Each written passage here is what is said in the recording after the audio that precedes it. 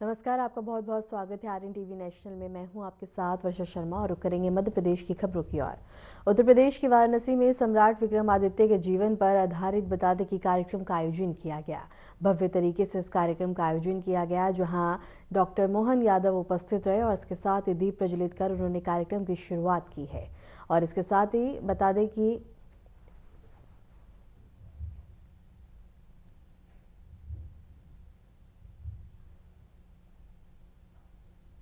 इस अवसर पर उत्तर प्रदेश के मुख्यमंत्री योगी आदित्यनाथ और मध्य प्रदेश के मुख्यमंत्री डॉक्टर मोहन यादव मुख्य अतिथि के रूप में उपस्थित रहे। कार्यक्रम में दर्शकों की नाट्य कला का भरपूर आनंद लिया गया और दोनों राज्यों के बीच सांस्कृतिक सहयोग और भाईचारे को सराहा गया है।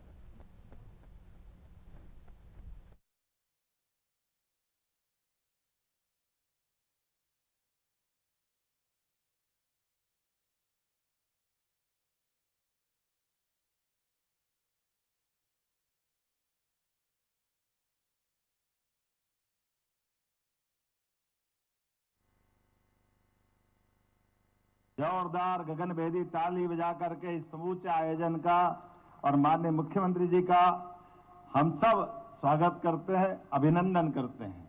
मंच पर ही मौजूद हमारे सभी माननीय मंत्रीगण, सभी विधायकगण, सभी आगंतुक अतिथिगण इस अवसर पर मां गंगा के तीरे बाबा विश्वनाथ के धाम में आप जो हजारों हजार की संख्या में उपस्थित होकर उस महावीर वीर सम्राट विक्रमादित्य को स्मरण करने के लिए 2000 साल पुराना वो गौरवशाली अतीत जिसको लेकर के पूरा देश सदैव अत्यंत आदर के साथ सम्राट विक्रमादित्य को स्मरण करता है। हमारे लिए सौभाग्य की बात है, इस देश में 3 भाइयों की जोड़ियां प्रसिद्ध हुई है। एक भगवान श्री राम और लक्ष्मण, एक भगवान कृष्ण और बलराम, और तीसरी जोड़ी भर्तरी महाराज कृष्ण और बलराम, और तीसरी जोड़ी भर्तरी महाराज और सम्राट वीर विक्रमादित्य की होती है। हमारे लिए सौभाग्य की बात है, उस गौरवशाली भर्तरी परंपरा से भी हमारे महाराज योगी आदित्यनाथ जी आते हैं। हमारे लिए सौभाग्य की बात है, आज इस अवसर पर दानशीलता, वीरता, पराक्रम, पुरुषार्थ, कुशल और अत्यंत सुशासन की उत्कृष्ट परंपरा के नायक सम्राट वीर विक्रमादित्य के उस जीवन काल से हम सब परिचित हो रहे हैं। हमारे यशस्वी प्रधानमंत्री श्रीमान नरेंद्र मोदी जी की कर्मस्थली काशी में जोरदार अभिनंदन माननीय प्रधानमंत्री का भी करिए, जिनके कारण से आज बदलते दौर में राजनीतिक धारा भी बदल रही है।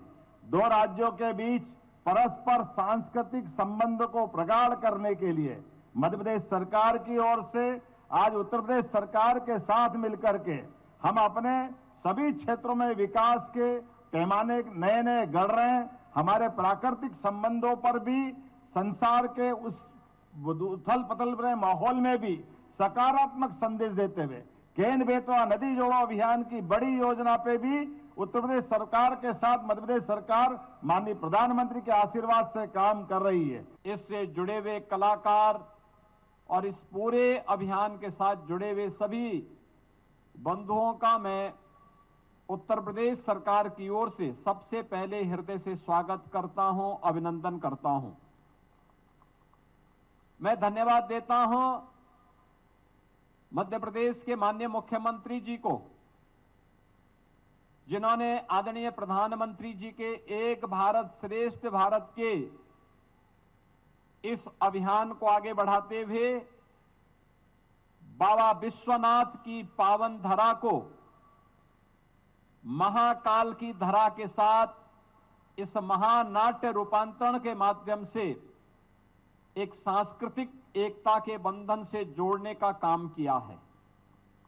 काशी बाबा विश्वनाथ की पावन धरा है, जो विश्व के नाथ हैं, और उज्जैन महाकाल की पावन धरा। याद रखिए, काल की जो अवमानना करता है उसे महाकाल अपने आप ही अपना शिकार बना लेता है, और महाकाल की वह धरा कोई है तो उज्जैन है। महाकाल वहां साक्षात विराजमान है। उनकी कृपा हर उस पर बरसती है जो काल की गति को पहचान करके उसके अनुरूप अपने आप को तैयार करता है। और आज यह सांस्कृतिक बंधन और प्रगाढ़ हो रहा है आदरणीय प्रधानमंत्री जी के मार्गदर्शन में, उनकी प्रेरणा से। बहनों और भाइयों, काशी में शैव परंपरा की इस महत्वपूर्ण नगरी में मां गंगा के तट पर इस महानाट्य रूपांतरण का पहली बार प्रस्तुति इसलिए भी प्रासंगिक हो जाता है क्योंकि यहां पर माननीय मुख्यमंत्री जी ने जो बात कही कि 3 भाइयों की जोड़ी जो जग विख्यात है, भाई भाई में कैसा संबंध होना चाहिए, ये प्रभु राम और लक्ष्मण की जोड़ी, भगवान कृष्ण और बलराम जी की जोड़ी जितनी विख्यात है उतनी ही भ्रातरी और महाराज विक्रमादित्य की जोड़ी भी उतना ही विख्यात है। उज्जैन में एक भव्य अंतर्राष्ट्रीय सम्मेलन Mahakal the master of times का आयोजन किया गया। इस कार्यक्रम में केंद्रीय मंत्री धर्मेंद्र प्रधान और मुख्यमंत्री डॉक्टर मोहन यादव ने प्रमुख अतिथि के रूप में भाग लिया। सम्मेलन में महाकाल के विभिन्न आयामों पर चर्चा की गई और समय, आध्यात्मिकता और संस्कृति के महत्व को उजागर किया गया। केंद्रीय मंत्री धर्मेंद्र प्रधान ने अपने संबोधन में कहा कि महाकाल केवल धार्मिक प्रतीक नहीं बल्कि ये संस्कृति और समय के संगम का प्रतिनिधित्व करते हैं। मुख्यमंत्री डॉक्टर मोहन यादव भी इस कार्यक्रम में उपस्थित रहे और लोगों को संबोधित करते हुए उज्जैन को वैश्विक स्तर पर धार्मिक और सांस्कृतिक केंद्र बनाने के महत्व पर जोर दिया। सम्मेलन में देश विदेश के विद्वानों और विशेषज्ञों ने अपने विचार साझा किए। कार्यक्रम में आयोजकों ने महाकाल की महत्वता को आधुनिक दृष्टिकोण को प्रस्तुत करने का प्रयास किया, जिससे स्थानीय और अंतर्राष्ट्रीय दर्शकों को लाभ मिलेगा। विषय विस्तार से रखा। मान्यवर भारत सरकार के मंत्री श्रीमान धर्मेंद्र प्रधान जी, हमारे मार्गदर्शक, चिंतक और सदैव ऐसे अच्छे कामों में वर्षों से प्रत्यक्ष भी और परोक्ष भी लगातार बात भी करना, आगे भी बढ़ाना, ऐसे मान्य सुरेश सोनी जी भाई साहब। इसी कार्यक्रम में मंच पर विराजमान डॉक्टर वीके सारस्वत जी, माननीय नीति आयोग के सदस्य, हमारे विज्ञान भारती के सचिव माननीय डॉक्टर शिव कुमार शर्मा जी, इसी प्रांगण में मौजूद माननीय मंत्री श्रीमान कैलाश विजयवर्गीय जी, माननीय मंत्री गौतम टेटवाल जी, माननीय सांसद श्रीमान अनिल फिरोजिया जी, माननीय विधायक अनिल जैन कालूहेड़ा जी, डॉक्टर मूर्ति जी, डॉक्टर अनिल कोठारी जी, इस अवसर पर केएस मुरली जी और अलग अलग स्थानों से आप सब जो इस पवित्र उद्देश्य से पधारे, मैं दोनों हाथ जोड़ के आप सबका अभिनंदन करता हूं, आपका स्वागत करता हूं। बाबा महाकाल की धरती, कालों के काल महाकाल, और सच में ये जो समय की धरती है, हमारे लिए जन्म के साथ मृत्यु तक सबका समय नियत है और उस नियत समय में हम अपने जीवन काल के माध्यम से इन सारी चीजों के बीच एक अज्ञात समय निर्धारण के साथ भी गुजरते हैं और कई बार काल और समय के साथ जब बात करते हैं तो काल को यम से भी जोड़ लेते हैं और यम से जोड़ने के इतर समय मतलब जीवन भी तो है और इसीलिए जीवन मतलब देवता, और देवता ने सबको जन्म दिया है। हमारे लिए सौभाग्य की बात है, हम समय की नगरी महाकाल की नगरी में पधारे हैं। मैं आप सबका स्वागत करता हूं, अभिनंदन करता हूं। दुनिया, माननीय भाई साहब ने बताया, माननीय पूर्व सभी वक्ताओं ने बताया, दुनिया जब इस समय की बात समझने की तरफ आगे बढ़ रही थी, उसके पहले उसके समय तक हमारे विद्वानों ने सूर्य सिद्धांत की रचना बता दी। हमारे तमाम प्रकार के समय निर्धारण के वो सारे मापदंड खड़े किए और मुझे इस बारे में ज्यादा बोलना इसलिए नहीं, आप सब विद्वान 3 दिन तक इसी विषय पे तो बात करने आए हैं, इसी बात को तो हम समझ रहे हैं इसको हम विस्तार से क्या कहें। हाँ, मध्य प्रदेश सरकार के मुखिया होने के नाते से मैं इस समूची 3 दिवसीय समूचे आयोजन के लिए अपनी ओर से आपका वंदन करता हूं, अभिनंदन करता हूं, आपका स्वागत करता हूं। और परमात्मा करे ये हमारी धरती केवल धार्मिक नगरी नहीं है, लेकिन ये अंतर्राष्ट्रीय स्तर की काल गणना की नगरी भी है। ऐसे में आज आपका यहाँ पदार्पण हमारे लिए भविष्य के लिए मील का पत्थर साबित होगा। और ये बात भी सही है कि जो हम कह रहे हैं या आप मन में लाएंगे उसको प्रत्यक्षतः भौगोलिक दृष्टि से भी और भूगोल की दृष्टि से भी अपनी आंखों से देखा जा सकता है। हमारे लिए अब वर्तमान की दृष्टि से ये बात सही है कि काल की बात करते तो काल को छोटा नहीं नाप सकते, लेकिन छोटा नहीं नाप सकते, लेकिन नापने के जब यंत्र आए तब वो संशोधन करते दिखाई दे रहे हैं। तो हमारे यहाँ 21 जून 22 दिसंबर ये जो 2 अवधि आती, उन दोनों अवधि के दरमियान यहीं पर भौगोलिक रूप से हमारे अपने सूर्य की जो छाया गिरती है वो आंखों से डोंगला में देख सकते हैं। और विद्वान बताते हैं, हम तो केवल सुनकर के उसके साथ आनंद मनाते हैं।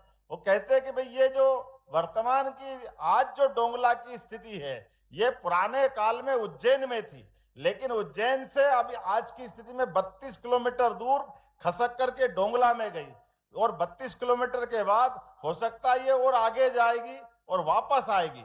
लेकिन आने जाने की गति इसकी अपने आप में अद्भुत बताते हैं। जैसे विद्वानों ने बताया कि 27,500 साल उसके बीच में लगने वाले हैं। अर्थात मान लो पृथ्वी एक बॉल है, उस पे 2 धागे लगाएं, एक आड़ा और एक खड़ा। ये दोनों हमारी एक तरह से भूमध्य रेखा या हमारी अपनी कर्क रेखा मान ले। उसका जो कटाव बिंदु है वो ये कटाव बिंदु को समझने के लिए ये बात सही है। मैं डोंगला भी गया हूं और जब मैं टूरिज्म कॉर्पोरेशन का चेयरमैन था तो मैं ग्रीनविच भी गया हूं, जहां से स्टैंडर्ड टाइम की बात करते हैं। लेकिन ये बड़ा सुनकर के भी और समझ के भी अलग प्रकार का अनुभव आया कि आम तौर पर सूर्योदय सूर्यास्त में जहां मीन टाइप की कल्पना करें, औसत समय की बात करें, वो सूर्योदय सूर्यास्त में 1 घंटे से ज्यादा अंतर नहीं होना चाहिए।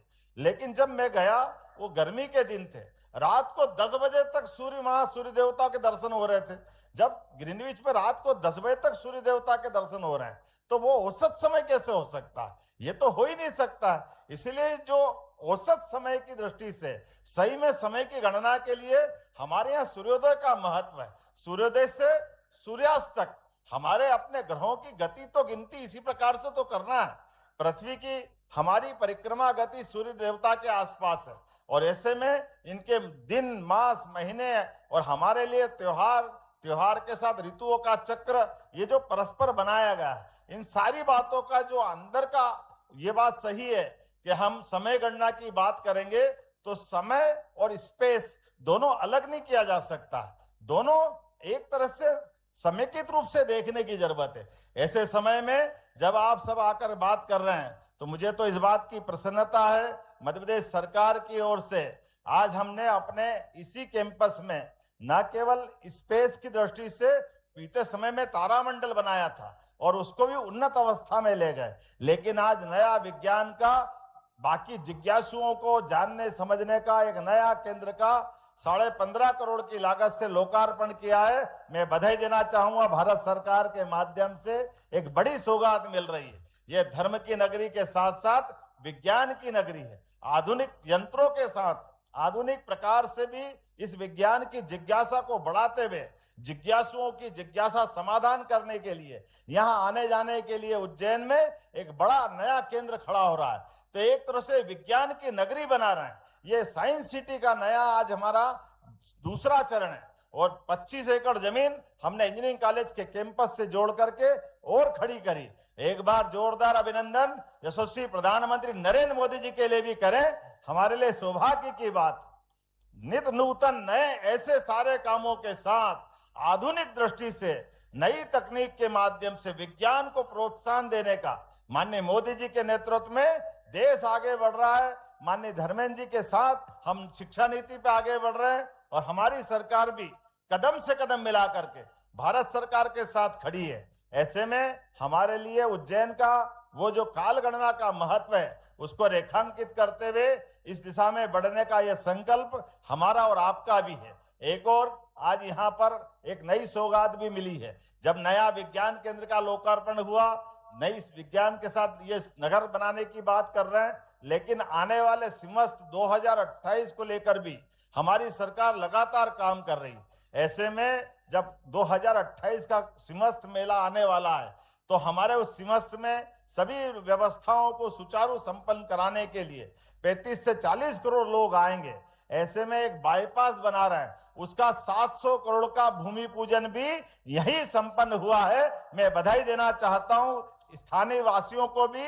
और सच में सिमस्त का या कुंभ का स्नान या कुंभ का मेला ये किसी नगर के लिए नहीं, किसी राज्य के लिए नहीं, किसी देश के लिए भी नहीं, ये विश्व का सबसे बड़ा मेला है। और विश्व के सबसे बड़े मेले में सब प्रकार के प्रबंधन करने के लिए हमारी सरकार माननीय मोदी जी के नेतृत्व में कदम से कदम मिला के चलने के लिए तैयार है। ऐसे समय में एक उसकी सौगात भी मिल रही है। मैं आज के इस अवसर पर एक बार फिर आप सबका अभिनंदन करता हूं, स्वागत करता हूं और उम्मीद करता हूं कि ये हमारी ज्ञान की चर्चा, परिचर्चा, सम्मेलनों का दौर लगातार चलता रहेगा। मध्य प्रदेश सरकार सदैव आप सबको आमंत्रित करके हर्षित होती रहेगी। मेरी अपनी ओर से पुनः आप सबका वंदन, अभिनंदन, बहुत बहुत धन्यवाद। भारत माता की जय।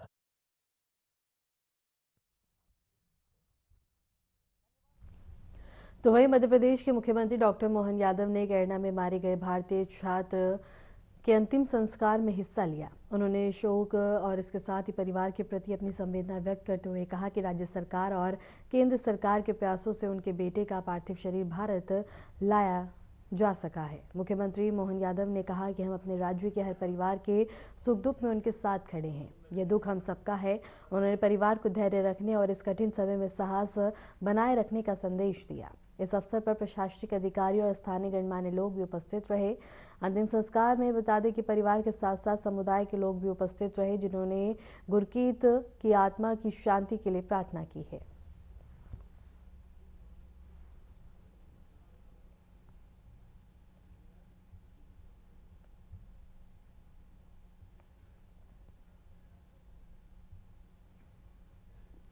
कांग्रेस के प्रदेश अध्यक्ष जीतू पटवारी ने भोपाल में आयोजित प्रेस वार्ता में जानकारी दी कि विधानसभा की कार्रवाई पूरी रात चली है।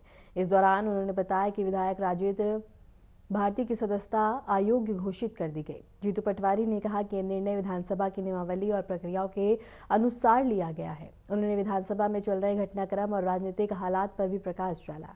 प्रदेश अध्यक्ष ने जनता और मीडिया से आग्रह किया है कि विधानसभा की कार्रवाई और राजनीतिक निर्णयों की जानकारी सही संदर्भ में समझें। बहुत महत्वपूर्ण घटनाक्रम के बाद आप सबको यहाँ हमने आमंत्रित किया है। कल रात को लगभग रात भर विधानसभा चली और उसमें आदरणीय मध्य प्रदेश के एक विधायक राजेंद्र भारती जी की सदस्यता हमारी विधानसभा के कर्मचारी, उनके सचिव, मुख्य सचिव ने एक नोटिस जारी कर दिया और समाप्त कर दिया। मैं और आदरणीय पीसी शर्मा जी रात को हम माननीय मुख्य सचिव विधानसभा से मिले थे। मैंने पूछा उनसे कि क्या कारण है कि इतनी रात तक आपने विधानसभा चालू रखी और दिल्ली से स्पेशल आया आप, इसके पीछे सोच क्या है? तो उन्होंने कहा कि कोई सोच नहीं है सर, ऐसे ही जो डेली रूटीन के काम थे वो थे। मैंने जब दूसरी ज्यादा बात करना चालू करी तो वो उठ के भाग गए। वो देखा होगा आप लोगों ने। ये घटना मैंने क्यों याद दिलाई कि मध्य प्रदेश में और देश में नरेंद्र मोदी, भारतीय जनता पार्टी, आरएसएस ने जो लोकतांत्रिक मूल्य होते हैं, जो लोकतांत्रिक प्रक्रिया होती है, उसको कोलैप्स कर दिया, समाप्त कर दिया। एक तरह के जो चुनाव की परिस्थिति, चुनाव से जनप्रतिनिधियों का चुनना और सरकार का बनना, उसके पीछे जो विश्वास है चुनाव आयोग के और व्यवस्था के साथ, वो एक तरह से देश का उठ गया है। राजेंद्र भारती जी की जो पर्टिकुलर कोर्ट ने निर्देश दिए हैं, उन्होंने उनको आगे न्याय के लिए बड़ी कोर्ट में जाने के लिए 60 दिन का समय दिया है और किसी भी प्रकार की सदस्यता पे बात नहीं की है। ये जरूर है कि उनको सजा मिली, पर उसके साथ साथ उन्होंने आगे जाने के लिए उनको 60 दिन का समय देना, यानी एक तरह से मैसेज है कि अभी इनकी सदस्यता समाप्त नहीं की जा सकती। इनके पास न्याय के लिए समय संविधान के तहत मिला है। पर हमारे विधानसभा के जो अध्यक्ष हैं आदरणीय तोमर साहब, उनका जो दायित्व है वो विधायकों की रक्षा करने का, नहीं कि भारतीय जनता पार्टी की रक्षा करने का। उन्होंने आनंद फानन कैसे राजन भारती की हम सदस्यता लें, उसको लेकर व्यवस्था पर दबाव बनाया और अल्टीमेटली सरकार का दुरुपयोग करके वो काम, वो कृत्य, वो अपराध कर गुजरे।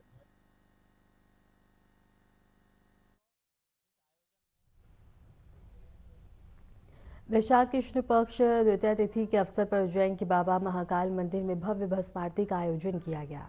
इस पवित्र अवसर पर हजारों श्रद्धालुओं ने भाग लिया और बाबा महाकाल की भक्ति में लीन होकर आरती का आनंद लिया है। भस्म आरती के दौरान भक्तों ने दीपक जलाए और मंत्रों के साथ भगवान महाकाल की पूजा अर्चना की।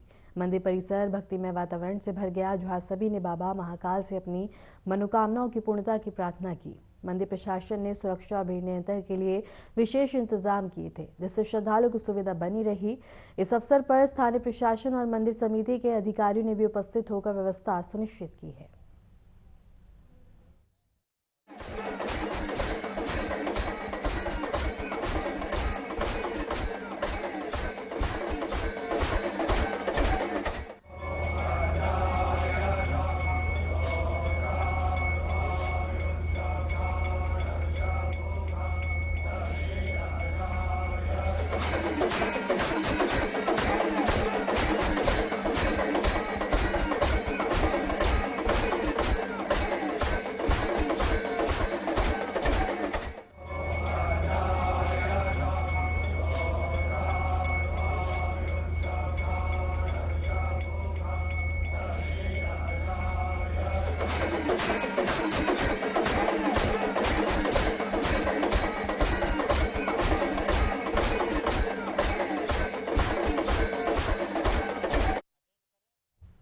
फिलहाल के लिए मध्य प्रदेश की खबरों में इतना ही, और ऐसे ही मध्य प्रदेश की तमाम खबरों को जानने के लिए देखते रहें RNTV नेशनल।